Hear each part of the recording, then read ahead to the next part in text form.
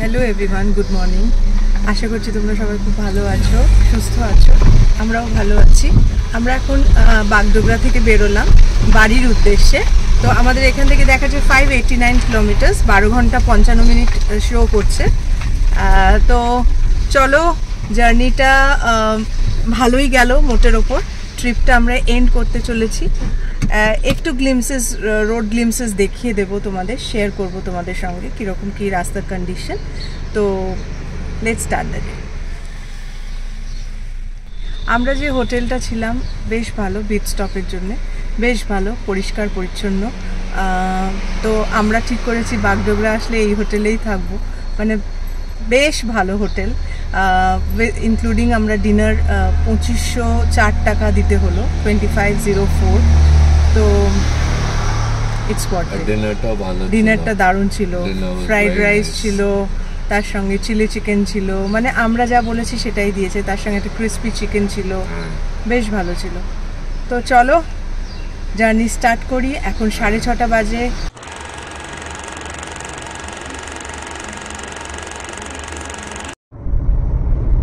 রাস্তার বিবরণ বা ডেসক্রিপশন সব কিছুই তোমাদের প্রিভিয়াস ব্লগে আমি সব কিছুই বলেছি, যেটা আমাদের নর্থ বেঙ্গল ট্রিপের ফার্স্ট এপিসোড ছিল, from south Kolkata to Bagdogra. তো তাই জন্য আর এই ব্লগটাকে বেশি ইলাবোরেট করছি না। আর রাস্তা মোটামুটি ভালোই আছে, দেখতেই পাচ্ছ। সকালে শুরু করলে জার্নি খুব ভালো জার্নি হয়, অ্যান্ড ফ্রেশ মাইন্ডে যে ড্রাইভ করে তারও মাইন্ডটা খুব ফ্রেশ থাকে, আর যে পাশে বসে থাকে তারও খুব ভালো লাগে। তো বেশি বড় করব না ব্লগটা, ইলাবোরেট করব না। তো মোটামুটি আমাদের এখন যেটা প্ল্যান হচ্ছে, আমরা ব্রেকফাস্ট করছি না, তবে লাঞ্চ আমরা একটা ভালো করে কোথাও করব। একটা ব্রেকের দরকার আছে, তো আমরা এখন এই পরদেশি ধাবাতে যাব। অপোজিটে সেরকম কিছু পেলাম না, তাই ঘুরিয়ে আসতে হলো। চলো কিছু খাবার টাবার খাই। পরদেশি ধাবাতে আমাদের ফার্স্ট টাইম, আমাদের বেশ ভালো লাগছে। অ্যাম্বিয়েন্স বেশ সুন্দর, রংচঙে, হ্যাঁ বেশ ভালো লাগবে। এখানকার খাবার শুনেছিলাম খুব ভালো, তো আজকে ট্রাই করব কীরকম কী। তো খুব ফাঁকা ছিল, কারণ আমরা এমন সময়তেই এসেছিলাম যে সময়টা ব্রেকফাস্টের সময়ও নয়, আবার লাঞ্চের সময়ও নয়। ও পুরি সবজি খাচ্ছে, আমি রাইস থালি নেবো, কারণ আমার এতদিন না খেয়েছি, ঠিক আছে খুব ভালো লেগেছে ওখানকার খাবার, বাট আমার একটু মানে টিপিক্যাল সাউথ বেঙ্গল খাবার খেতে ইচ্ছে হচ্ছে, মাছ ভাত। তো সেই মাছ ভাতের জন্য বলেছি, দেখা যাক কখন আছে।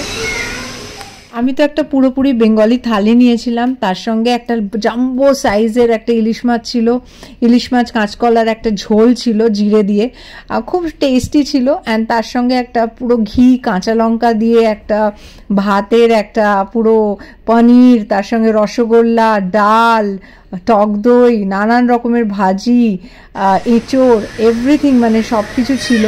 খুব টেস্টি, খুব ভালো খাবার ছিল। আমি তো কোনোদিন এরকম রাস্তায় বেরিয়ে খাইনি, বাট আমার খাবারটা এত ভালো লেগেছে যে পেট ভরে খেয়েছি।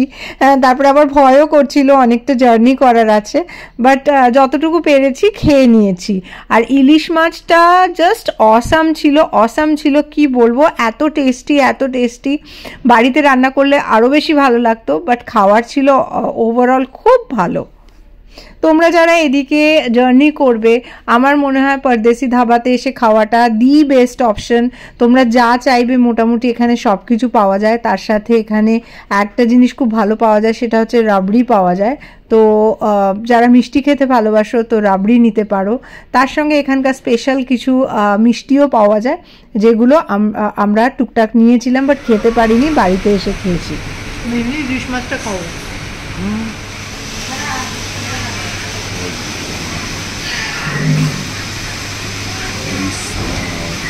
ভালো,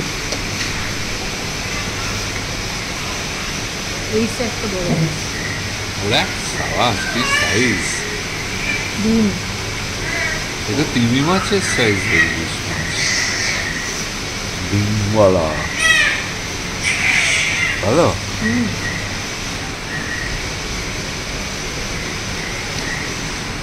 ভালো। এখন অপেক্ষা আছি পুরি, লুচি। আচ্ছা একটা জিনিস দেখাচ্ছি তোমাদের, ইলিশ এক পিস 600 টাকা। ওভারঅল আমরা খেয়েছি 260 টাকা রমিত ইনক্লুডিং মিষ্টি, আর আমার থালিটা ছিল 100 টাকার থালি, কিন্তু 860 টাকা এখন টোটাল আমাদের দাঁড়িয়েছে 860 টাকা। তার মধ্যে 100 টাকার আমার থালি ছিল, আর রমিতে ছিল Puri 70 rupees,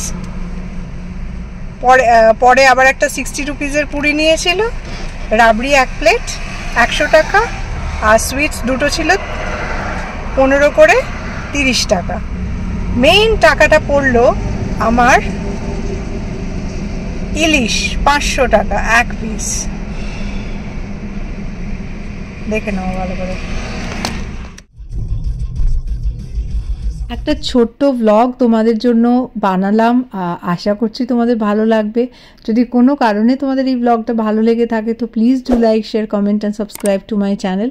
thank you so much. Subscribe করতে কিন্তু কোনো পয়সা লাগে না, শুধু পাশে থাকো, ভালোবাসা দাও, আর কিচ্ছু চাই না। বাড়ি ফিরছি, ভালোভাবে যেন বাড়ি ফিরতে পারি এটাই বলবো। তো চলো, see you in the next blog. Tata. Thank you so much for watching my blogs.